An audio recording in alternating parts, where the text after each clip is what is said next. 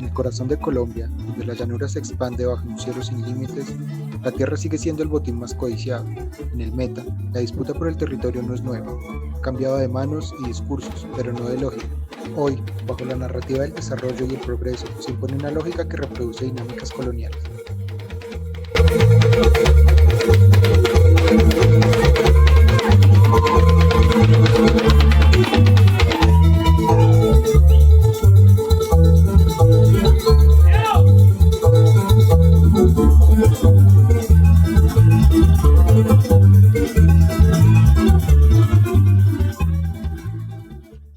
Por un lado están los menonitas, una comunidad anabaptista de origen europeo fruto de la Reforma Protestante del siglo XVI, cuyo líder y creador fue Menon Simons, de ahí el nombre menonitas.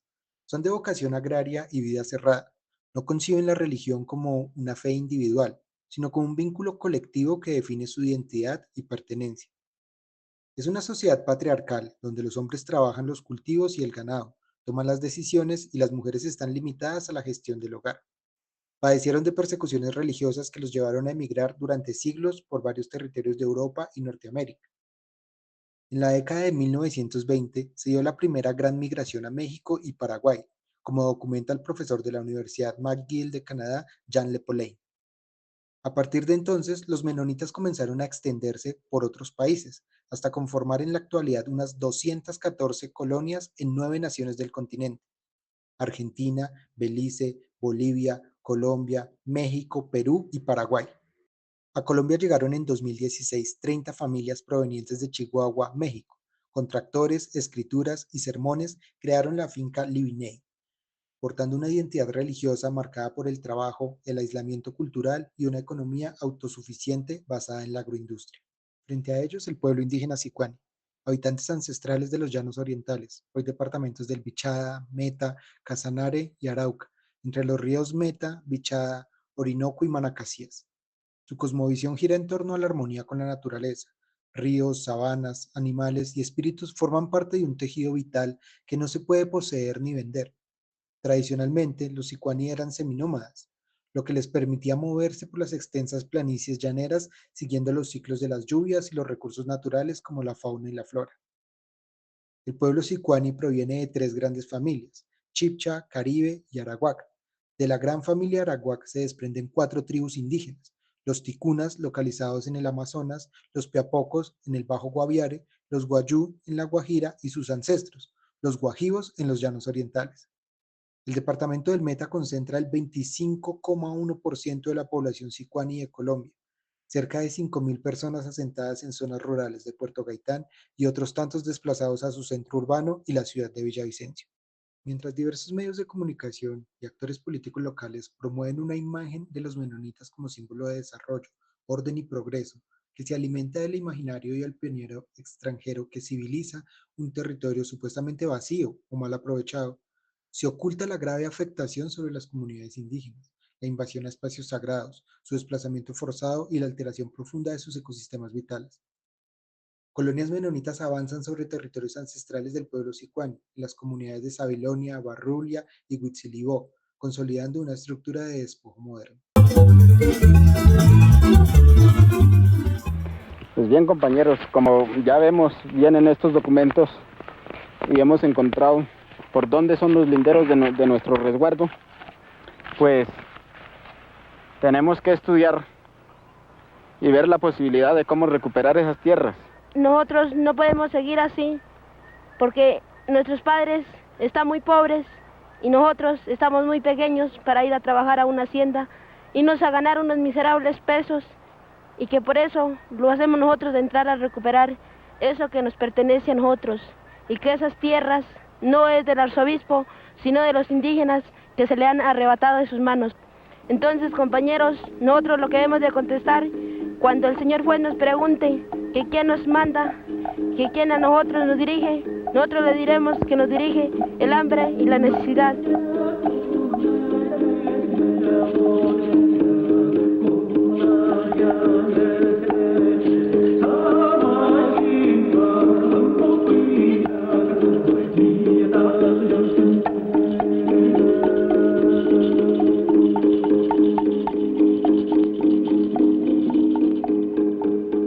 Colombia es un país fundado sobre la desigualdad en la tenencia de la tierra. Durante más de un siglo, el Estado ha favorecido la concentración de la propiedad rural, excluyendo sistemáticamente al campesinado y a los pueblos indígenas. La violencia no ha sido una anomalía, sino el mecanismo para garantizar ese orden. Como señala Darío Fajardo, las élites han usado el conflicto armado como estrategia para contener la protesta agraria y mantener intacto el latifundio. La Comisión de la Verdad también fue clara. El despojo de tierras ha sido estructural, planificado y continúa bajo nuevas formas. En la región de Puerto Gaitán, los narcoparamilitares del bloque Centauros, Martín Llanos y los ejércitos privados de Víctor Carranza sembraron el terror para despejar el camino al capital. Y ahora, ese capital toma forma en agroindustrias, megaproyectos y colonias foráneas con apariencia de legalidad.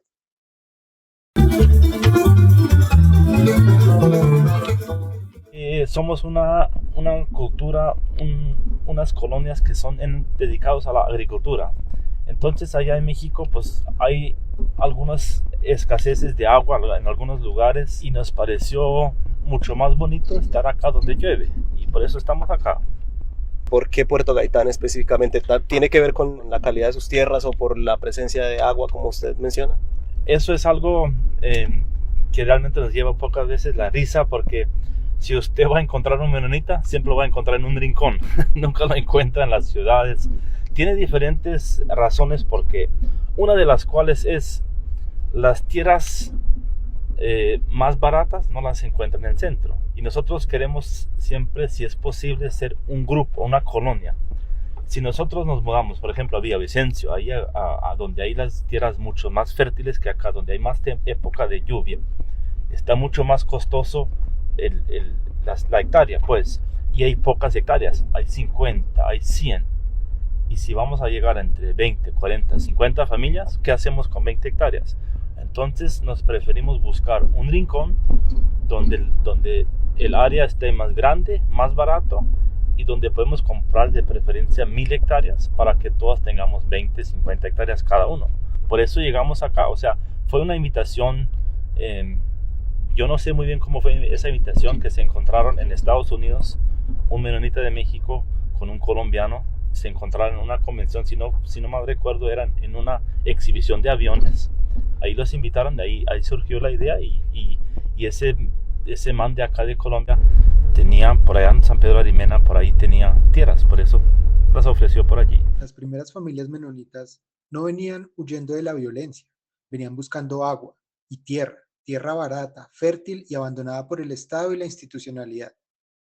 Bajo una narrativa religiosa de orden y trabajo, comenzaron a ocupar baldíos, fragmentar propiedades y acumular más de 33.000 hectáreas en zonas habitadas ancestralmente por el pueblo sicuano.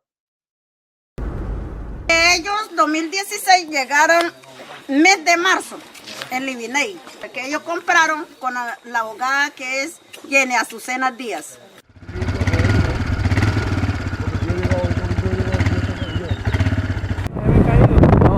No vendió mucho porque no hay nada de eso.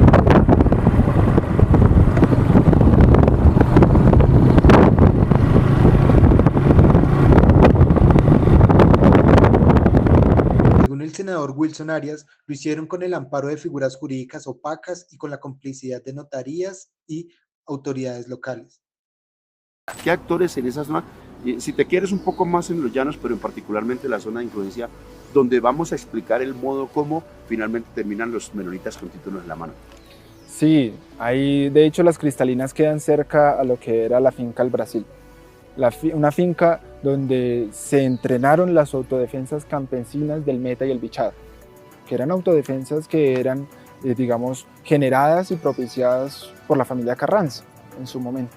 Y es a partir de esa tenencia violenta de la tierra que se generan, digamos, formas de apropiación de los territorios a partir de títulos en testaferrato. Y esos títulos de testaferratos los van a tener luego cuando van a la feria esta en Estados Unidos, que dicen ellos, les dicen que los llanos son muy bonitos y muy hermosos para cultivar y que llueve mucho y que llueve. Pues ellos llegan allá y compran los territorios que estaban titulados por estos testaferratos. Y ahí es donde se genera todo el inicio de la acumulación menonita. Estamos hablando del 2015. Esta no es solo una historia de compra ilegal o legal de tierras, Es la prolongación de una guerra contra los territorios, ahora sin armas pero con escrituras, tractores y promesas de progreso. Detrás del tractor y la Biblia llegó también una idea de superioridad civilizatoria. El desarrollo se vuelve excusa para imponer un orden, el del capital, la productividad y el olvido.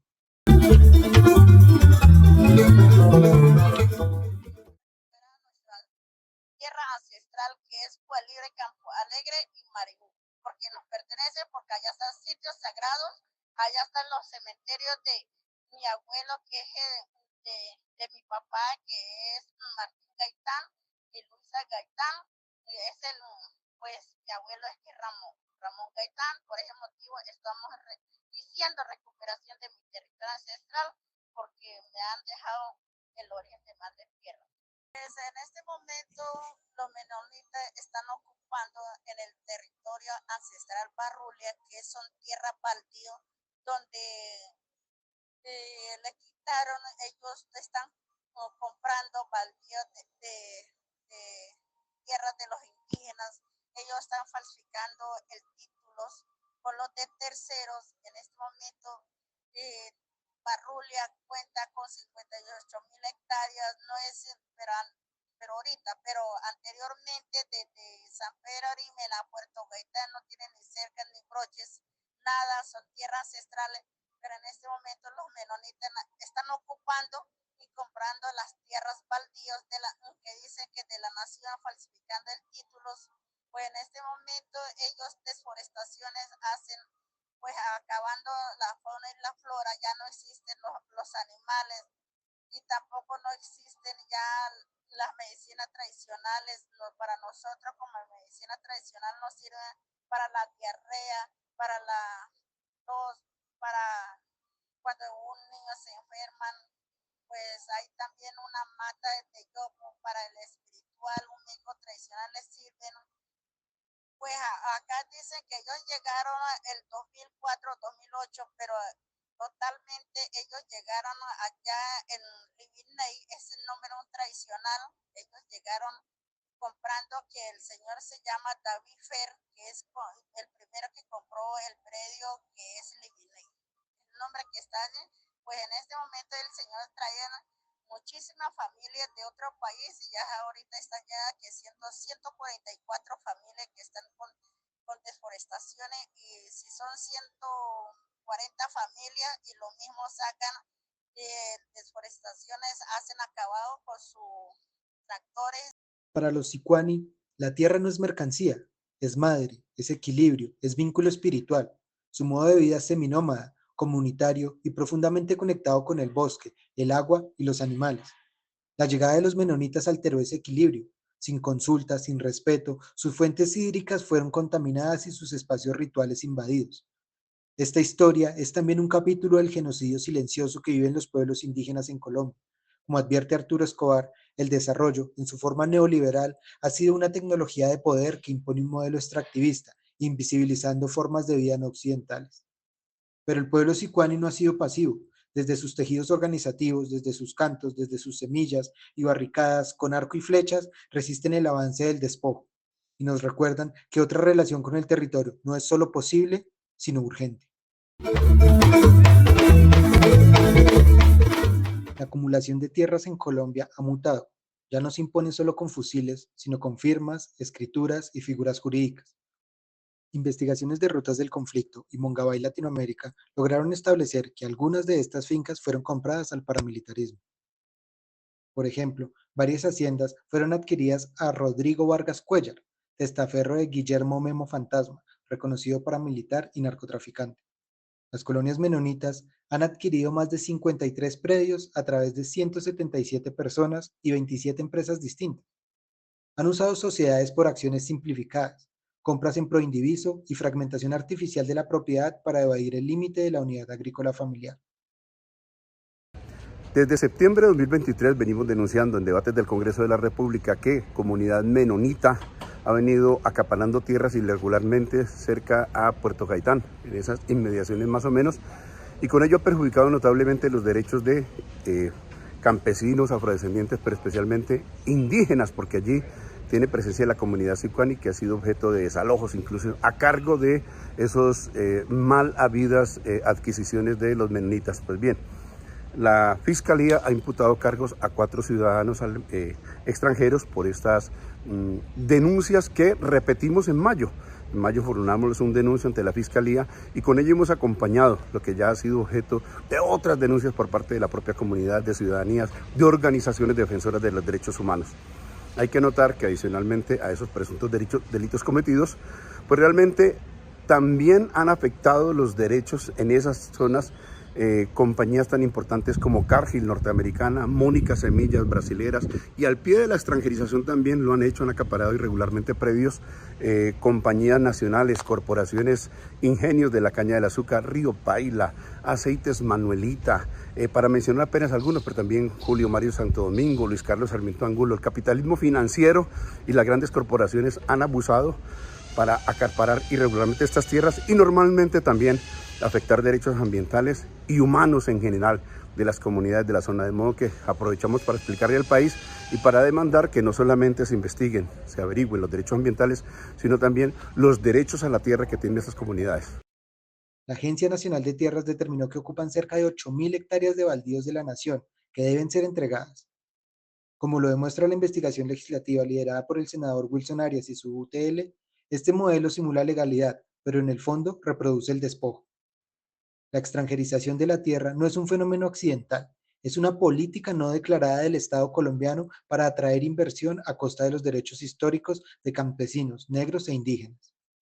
El resultado es un nuevo orden territorial sin rostro violento visible, pero con efectos devastadores para la soberanía, la equidad y la vida rural.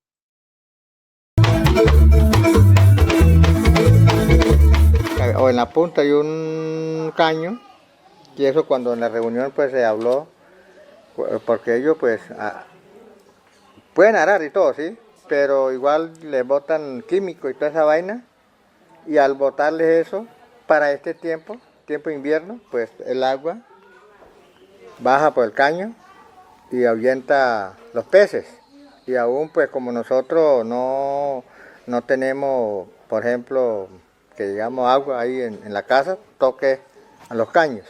Antes, en ese caño, Muco, se miraba pescado pavón real, cachama, bocón, que llama pescado grande, ¿sí? Un bocón, sí. Todos esos pescados, ahorita en este momento no se ve nada. Y en la sabana que han arado, pues, se ha visto gurre, cachicamo que llaman. Y en este momento no se ve nada por ahí. Ahora con esos ruidos de todas esas máquinas, por ejemplo, los venados que existían por ahí en esa sabana, ya no se ve nada. Detrás del discurso de productividad se oculta un paisaje arrasado. Donde antes había bosque seco tropical, ahora se extienden monocultivos y potreros.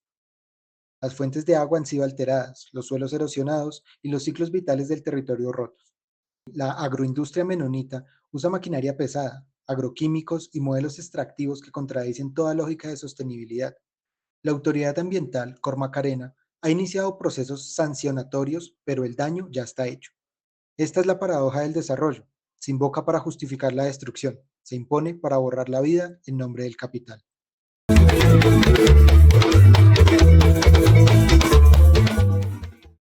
Por eso quiere recuperar ese territorio amplio. No es para producir, no es para dañar territorio, o sea, la tierra no es para dañar, sino únicamente reservamos para transitar a otras montañas, porque allá hay frutos naturales, recogemos de allá, también llevamos allá, cuando ya miramos que queda un poco, vamos a otro lugar, a otra montaña, y traemos de allá para que no se acaben todas esas frutas naturales. La afectación del agua. Frente al avance del despojo, surgen voces que no callan. La resistencia sicuani se teje en la palabra, la siembra, la asamblea y la guardia. No se trata solo de defender la tierra, se trata de defender la vida. Organizaciones como ASUNUMA, la Organización Nacional Indígena de Colombia, UNIC, y otras redes han acompañado procesos de defensa territorial que denuncian ante el país esta nueva colonización. Desde el Congreso, la propuesta de ley para limitar la extranjerización de tierras intenta abrir un debate necesario. ¿Quién tiene derecho a decidir sobre el futuro de Colombia? ¿El capital transnacional o los pueblos que han habitado, cuidado y soñado esta tierra durante siglos? Toda la música que le metan, poporo que le metan, yajé que le metan, coca que le metan, andina, ¿hasta cuándo? Porque esos somos, pueblos de la vida, pueblos de la lucha. Así que, autoridades, con mucha fuerza, compañeros, con toda la fuerza del mundo, compañeros, decimos guardia, guardia, fuerza. Puerto Gaitán es hoy un espejo del país, una tierra herida entre la codicia y la esperanza. Los menonitas no son los únicos responsables, son una pieza más del engranaje que privilegia el extractivismo, el despojo y el silencio. Pero también hay caminos, el de la resistencia, el de la organización, el de la verdad dicha en voz alta. La tierra prometida no es aquella que se compra en nombre de Dios o del progreso. La tierra prometida es la que se habita con respeto, se comparte con justicia y se defiende con dignidad.